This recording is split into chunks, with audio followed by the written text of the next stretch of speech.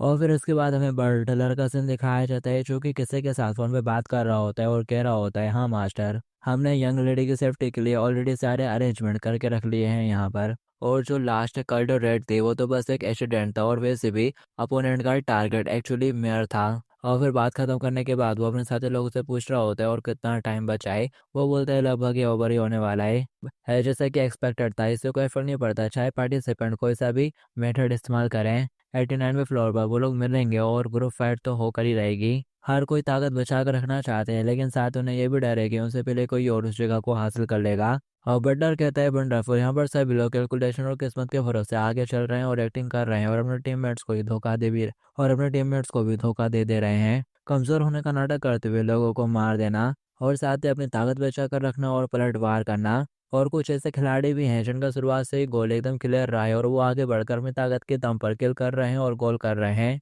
और इन्हीं लोगों के इतने ज़्यादा एफर्ट के कारण हमारे मैच को एक बहुत ही अच्छा शो देखने को मिल रहा है। और वो सभी लोग ये बोलते हुए ताली बजा रहे होते हैं। बटलर कहता है बाय द वे, वेंग चैंग कहाँ पर है? वो बोलता है ज़रा मैं चेक करता हूँ, और फिर वो देखता है और बोल रहा होता है मिल गया। वो भी 89वें फ्लोर पर पहुंचने वाला है। और फिर यहाँ पर वांग चेंग भी 89वें फ्लोर पर आ जाता है, जहाँ पर मारकाट चल रही होती है, लोग एक दूसरे को मार कर कुचल रहे होते हैं, और यहाँ पर एक बंदा उसकी आंखों के सामने मरता है, और आगे बहुत सारे लोग भी होते हैं जो कि आपस में लड़ रहे होते हैं। और वांग चेंग वहीं पर खड़ा होता है कि तभी कुछ लोगों की नज़र एकदम से वांग चेंग की तरफ बढ़ती है। जब वो आगे बढ़ता है तो एक बंदा मिडल बेड के साथ उसको मारने की कोशिश करता है, लेकिन वो इसलिए उसे डॉज कर लेता है। और फिर दो बंदे आकर उसको और मारने की कोशिश करते हैं, लेकिन वो उनसे भी डॉज करते हुए निकल जाता है और आगे चलते हुए जा रहा होता है। और फिर आगे वही तगड़े वाले बंदे होते हैं, वो चाकू वाला बंदा होता है और वो गन वाली लड़की होती है। और फिर दोनों का ध्यान वांगचैन की तरफ आ जाता है, जो कि उन्हीं की तरफ ही बढ़ रहा होता है, और वो उनके बीच से ही निकलने लगता है। चाकू वाला कहता है क्या तुम मौत की तलाश में है? उन सीढ़ियों पर सिर्फ एक ही पर्सन जा सकता है, जो कि मैं हूँगा।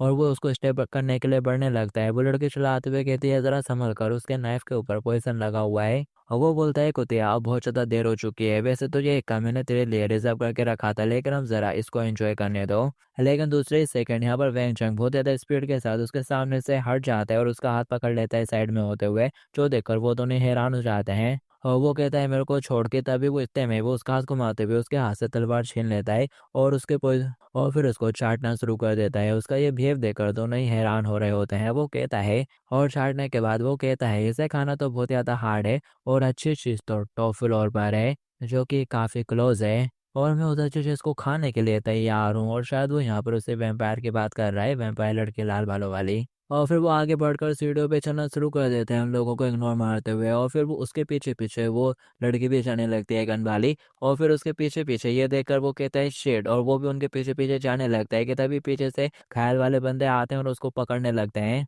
और वो सारे मिलकर उसको पकड़े रहते हैं, और वो उन्हीं के बीच में फंस जाता है और कह रहा होता है शेड। वो उन सबको ऊपर जाने से रोकने की कोशिश कर रहा होता है, और वो सारे उसके ऊपर झपट्टा मार रहे होते हैं। तो यहाँ पर उन सबके बीच में फाइट होती है, और फिर दिखाया जाता है वो सभी लोग मारे जा चुके होते हैं, यहाँ वहाँ पड़े होते हैं। और वो बंदा जिससे सब लोग चिपक रहे थे, वो तलवार वाला बंदा, वो तो सीढ़ियों के ऊपर चढ़ते हुए जा रहा होता है, लेकिन अब वो बहुत ज़्यादा घायल हो चुका होता है और जगह जगह उसका खूंटा पकड़ा होता है, उसकी तो उंगलियां भी कट चुकी होती हैं। लेकिन वो अभी भी बोल रहा होता है हमें एक ब्लड बनूंगा, मुझे एक ब्लड बनना ही होगा। और फिर इसके बाद हमें मिस लिंगुई का सीन दिखाया जाता है, जो कि इसी बिल्डिंग के बहुत ज़्यादा टॉप वाले फ्लोर पर है। और यहाँ पर कोई उसको कॉल करके बताता है कि 3 लोग ऑलरेडी ऊपर वाले फ्लोर पर आने के लिए निकल चुके हैं। और वो बोलती है तुम काफ़ी ज़्यादा अच्छा काम कर रहे हो, तुमने प्राइवेट जो डिशेज सर्व करी थी मैं उससे काफ़ी ज़्यादा सेटिस्फाइज हूँ। स्पेशली वो बड़ी फाइट जो कि लास्ट डोर पर हुई थी, जो कि काफ़ी ज़्यादा डिलीशियस थे। निराशा और डिज़ायर का मसाला वाकई में सबसे बेस्ट एपिटाइज़र होता है। और अब यहाँ पर 3 मेन डिशेस सर्व होने वाली है, और मैं काफ़ी ज़्यादा एक्साइटेड हूँ कि वो लोग मेरे को किस तरह का ऑर्गेज़म देंगे।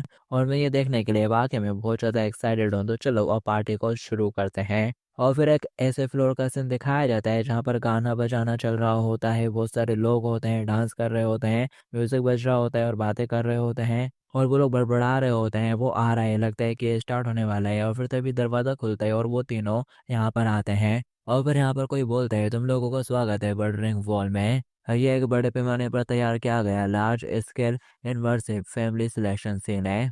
वो तलवार वाला बंदा कहते हैं आखिर ये सब क्या है, मिस लैंग यूई कहाँ पर है? तो फिर यहाँ पर फिर कैसे किसी की आवाज़ आती है, और शायद ये बटलर ही है जो कि शायद अनाउंसमेंट कर रहा है और इनसे बात कर रहा है। वो हंसते हुए कह रहा होता है चिंता मत करो, जो मिस लैंग लुई है वो इन्हीं सजी धजी सो सुनतियों के बीच में ही है। और उनका फैमिली मेम्बर बनने के लिए तुमको इतना तो आना चाहिए कि तुम उनको पहचान सको। क्यों? शेंडा, हाउ फेंग और नंबर 3 वैंग झैंग। और तुम लोगों को बधाई हो, तुम लोग ही वो हो जो कि फाइनल टेस्ट में पहुंच पाए हो। और इस टेस्ट के अंदर तुमको यहाँ पर मौजूद 100 ब्यूटीज में से इस लेंगुई को ढूंढ निकालना है। क्या वो सबसे ब्यूटीफुल लेडी हो सकती है, या फिर उसने भी मास्क पहना हुआ है, या फिर वो पर्दे के पीछे छुपी हुई है, या फिर क्या पता, हो सकता है कि उसने लड़कों वाला वेश धारण कर लिया हो और थोड़ी देर के लिए शरारत करने के लिए बेटर वाला काम भी कर रही हो। तुम्हारे पास बस एक ही मौका रहेगा, और जिस भी लड़के को तुम चूज कर लोगे फिर उससे तुम डांस करने के लिए पूछना। और अगर वो असली मिस लिंगुई निकलती है तो फिर वो तुमको डांस करते हुए, तुम्हारे साथ डांस करते हुए फाइनल रूम तक ले जाएंगी। लेकिन अगर तुमने सही को चूज नहीं किया तो, और फिर वो लोग भी कहने लगते हैं, अगर तुमने सही चूज नहीं करा तो फिर तुम लोग हमारे शिकार बनोगे। और उनमें से कोई बोल रही होती है, मैं तो तुम लोगों को खाने के लिए मरी जा रही हूँ, मैं तो तुम्हारे कपड़े और चमड़ी को भी नहीं छोड़ूंगी, सब खा जाऊंगी। और फिर साथ ही वो लोग इस्तेमाल करते हुए कहते हैं, अरे घबराओ नहीं, बस तुमको सही चॉइस तो करनी है। और हम लोग कैनिबल्स हैं, लेकिन हम में से कोई असली लिंगुई भी हो सकती है। और वो लोग हंसना शुरू कर देते हैं, जबकि ये सब सुनकर वो लोग थोड़े घबरा गए होते हैं। और फिर अनाउंसमेंट करने वाला कहता है, चलो तो फिर स्टार्ट करते हैं। ये बन के क्यूट 30 मिनट तक के लिए रहेगा, और तुम लोगों को भी 30 मिनट के अंदर अपना डांसिंग पार्टनर चूज करना है। अब यहाँ पर तलवार वाला को सोच रहा होता है कि तभी साइड से लड़के हंसते हुए कहते हैं, मुझे पता है कि तुम क्या सोच रहे हो। तुम ये सोच रहे होगे कि 100 लोगों में से किसी एक को ढूंढने से ज्यादा बेटर तो यही है कि मैं इन दोनों को मार डालूं। इस तरह से एंड में तुम 100% विनर बन जाओगे। कितना शानदार विचार है ना? लेकिन क्या तुम जानना चाहोगे कि मैंने अभी तक ऐसा क्यों नहीं करा? और वो दिखाती है, उसके पास अभी भी बहुत से हथियार होते हैं, और वो बोलती है, क्योंकि मैं उसको हरा नहीं सकती, और उसका ओपोनेंट बनने की वजह उसे शील्ड की तरह इस्तेमाल करना ज़्यादा बेटर है। और जब तुम गुस्से में होगे तो मैं इस मौके का फायदा उठाकर एक्शन करूंगी। वो चिल्लाते हुए कहता है, कमी नहीं कहेंगी। और वो बोलती है, अरे गेम्स के रूल्स को फॉलो करो, मैं तो तुमको एक चांस दे रही हूँ। और उसके दिमाग में चल रहा होता है, लेकिन गेम के खत्म होने से ठीक आखिरी मोमेंट पहले मैं तुम्हें मार डालूंगी। और फिर मैं लिंग लिंग हुई के साथ बाकी सभी लोगों को भी मार डालूंगी, उस बम का यूज करते हुए जो कि मेरी बॉडी में लगाए। और फिर वो यहाँ पर एक ऑर्गेनाइजेशन के बारे में बताती है, ट्रेडर। ये एक ऐसी ऑर्गेनाइजेशन है जो कि गद्दारों को मारती है, उन गद्दारों को जिन्होंने अपनी इंसानियत को पूरी तरह से खो दिया हो। मेयर ने उसकी जान बचाई थी, लेकिन ज्यादा देर तक नहीं। ह्यूमन बींग्स ब्लड के कंट्रोल में है और लंबे समय से सुन पड़े हुए हैं। लेकिन अभी भी लोगों का एक छोटा सा ग्रुप ऐसा है जो कि कभी भी समझौता नहीं करेगा। हमें पूरा विश्वास है कि एक दिन ऐसा मोड़ जरूर आएगा। हाँ, डेफिनेटली एक ऐसा टर्निंग पॉइंट जरूर आएगा जहाँ पर इंसान इसकी किस्मत बदलेगी, मुझे यकीन है। और वो लड़कियां बोलने लगती हैं, गाइस टाइम वेस्ट करना बंद करो और उसे ढूंढना शुरू भी करो यार। और एक लड़की उस तलवार वाले को पकड़ कर खींचने लगती है और बोल रही होती है, कम ऑन, आओ मेरे को जज करो, जरा चेक करो मैं लिंग हुई हूँ या नहीं। और वो सपने से चिपका लेती है और कह रही होती है, हो माई जरा देखो तो इसको, ये कितना ज्यादा एंशियस हो रहा है। और ये देखकर वो गन वाली लड़की कह रही होती है, इडियट कहीं का। और वो उस बंदूक वाली लड़के से भी बोल रहे होते हैं, हमेशा हम लोग उसे वैसे ही ढूंढ रहे हैं, तो इसी बीच तुम थोड़ी ड्रिंक क्यों नहीं करती? और मैं तो लिंगुई को बहुत अच्छी तरह से जानती हूँ, मैं तुमको रास्ता दिखाऊंगी। वो बंदी कहती है, नहीं मैं खुद कर सकती हूँ। कि तभी अचानक से उसे कुछ अजीब सा महसूस होने लगता है, उसे हल्के से चक्कर आने लगते हैं। और फिर हमें थोड़ी ऊपर वाली जगह का सीन दिखाया जाता है जहाँ पर असली रेसलिंग हुई है, और वो बोल रही होती है, सभी लोग तो काफी ज्यादा एक्साइटेड लग रहे हैं। उसके साइड वाली बंदी कहती है, आखिरकार जब से सरकार ने ह्यूमन प्रोडक्शन का लॉ लाया है, तब से पब्लिक प्लेसेस पर शिकार करना और मौज मस्ती करने का टाइम बहुत ज़्यादा कम हो गया है। और यहाँ पर ये मेंशन करने की ज़रूरत नहीं है कि ये तो एक बहुत ही बड़ा लाश बैंड के क्यूड है, यहाँ पर ज़्यादा दिक्कत नहीं होगी।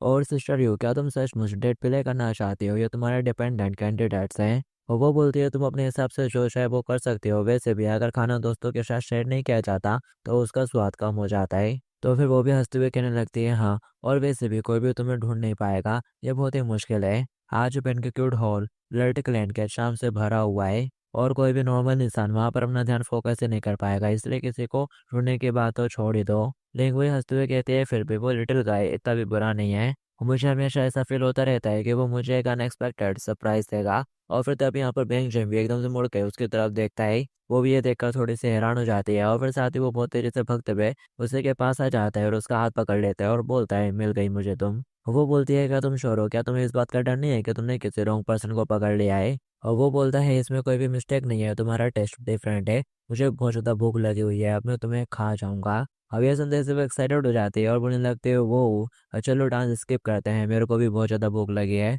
चलो देखते हैं कि तुम मुझे कैसे खाओगे। और वो उसे अपने साथ ले जाने लगती है। और वहाँ नीचे तलवार वाला बंदा पड़ा हुआ रहता है, वो भी देख लेता है और सोच रहा होता है, ये क्या लिंगुई, लगता है कि उसे लिंगुई मिल गई है, ये तो इम्पॉसिबल है, मैं इस तरह से हार नहीं सकता। अब यहाँ पर बंदूक वाली लड़की भी उसे देख लेती है और बोल रही होती है सर हम उसे जाने नहीं दे सकते, वो हमको एक्टिवेट करना पड़ेगा। और वो बोलती है वो हमको जल्दी से एक्टिवेट करो, कॉन्टैक्ट करते हुए अपने दोस्तों से शायद। लेकिन दिखाया जाता है कि लड़के ने उसे पीछे से टच कर लिया होता है और उसको भी कोई रिस्पॉन्स नहीं मिलता दूसरी तरफ से। वो बोलती है क्या हो गया, ये बम अभी तक फटा क्यों नहीं। तभी पीछे वाली बंदी बोलती है ये एक स्पेशल पिन के क्यूट हॉल है, यहाँ पर सारे सिग्नल्स आइसोलेट हो जाते हैं और सेफ्टी की सबसे ज़्यादा गारंटी है। और जो भी हो जिस भी मकसद से तुम यहाँ पर आई हो वो बिल्कुल भी पूरा नहीं हो पाएगा डिलीशियस लिटिल गर्ल। और हमारे पास खेलने के लिए अभी भी बहुत सारा टाइम है।